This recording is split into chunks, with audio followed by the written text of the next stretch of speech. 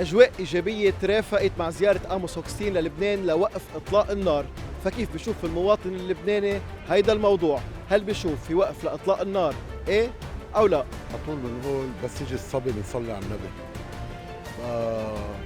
غلط، أكبر غلط إذا بصير في اتفاق أصلا. ليه؟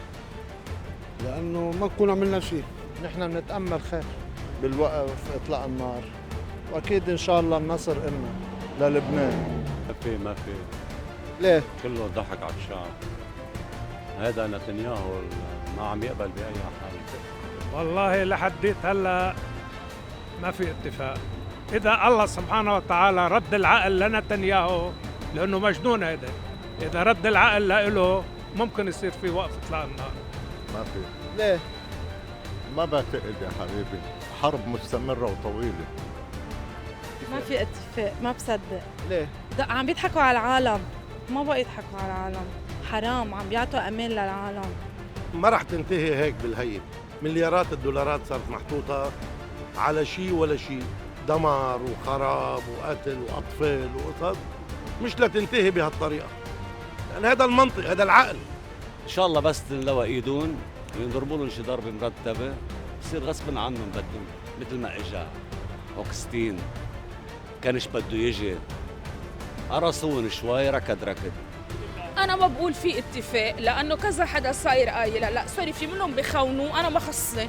علي الحسيني، الشيخ علي الحسيني قال هن الإسرائيليين بدهم يفوتوا على بيروت كونيترا بعدين يفوتوا على هوت دمشق، وهن عندهم الإسرائيليين من النيل إلى الفرات، فما بعتقد أنا بإحساسي ما في بيس. يعني بوادر الظاهر إنه بوادر إيجابية إن شاء الله. نحن نتمنى أصلا نحن الطلاب حياة مش طلاب موت أو شيء مثل ما البعض عم يصور هيدي الظاهرة.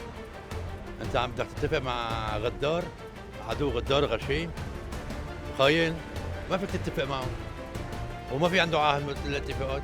من سنين لهلا شوف لي عمل اتفاق ومشي عليه.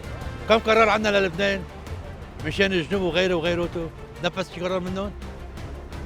في اتفاق. في اتفاق ليه؟ ما بعرف بس متفائلة. في اتفاق. الله ان شاء الله بصير اتفاق ونرجع على بلادنا بكل ترحاب، وان شاء الله ما بيصير الا مثل ما بدها شباب المقاومه بالذات. ان شاء الله شيء اكيد يكون في وقف اطلاق النار، بس يعني بندعي انه ان شاء الله. هذا عدو مكار ما له امان، صعب ما بشوف في شيء جديد. مش شايفين نحن بالافق هيك للاسف، مش شايفين. ليش؟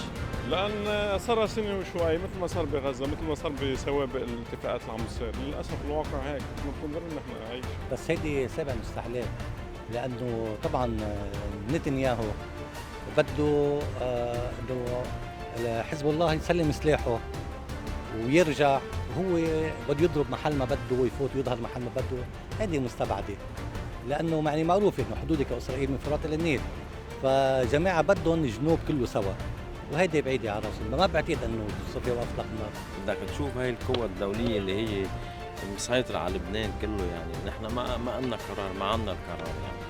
الواضح انه التفاؤل بالشارع اذا ما قارناه مع التفاؤل عند القوى السياسيه المعنيه يعتبر ضئيل، لكن بيبقى الجواب رهن الساعات القليله القادمه.